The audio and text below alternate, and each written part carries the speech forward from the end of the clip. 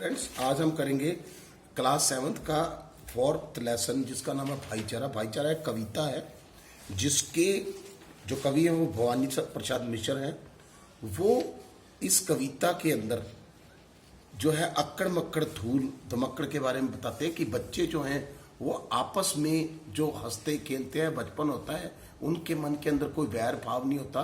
तो ये सरलार्थ करने से पहले हम लोग प्रसंग की ओर ध्यान देते हैं। जैसा कि आपको पता है, सरलार्थ करते समय हम सबसे पहले इसके अंदर प्रसंग लिखते हैं।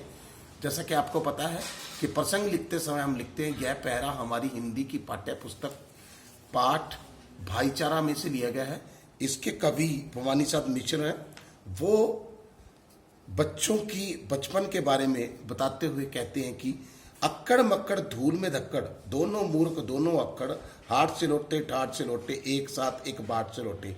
यानी कि दो बच्चों के बारे में बताया गया है कि जो दोनों बच्चे जो अक्कड़ हैं वो बड़े ठाठ से दुकानों से लौटते हैं और बात बात ठन गई, बाह उठी मुझतन गई, इससे उसकी गर्दन बीची, उसने कड़ी दाढ़ी खींची।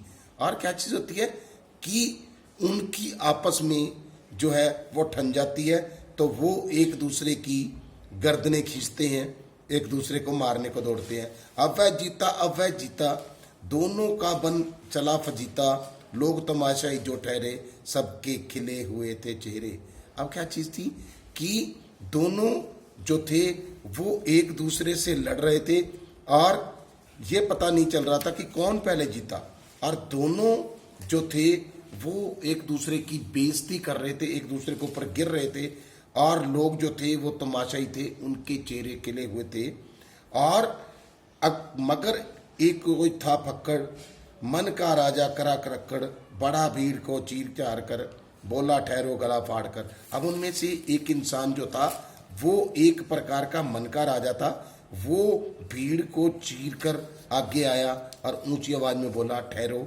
अक्कड़ मक्कड़ धूल में धक्कड़, दोनों मूर्ख दोनों अक्कड़, गर्दन गूंजी झुकना पड़ा, सही बात पर झुकना पड़ा। अब क्या चीज हुई कि वो जो दोनों मूर्ख थे वो दोनों अकड़े हुए थे, उनको जो गर्जन सुननी पड़ी, इसलिए उनको सही बात पर झुकना पड़ा, सही बात पर उनको जो है वो मानना पड़ा कि सही कौन है गलत कौन है।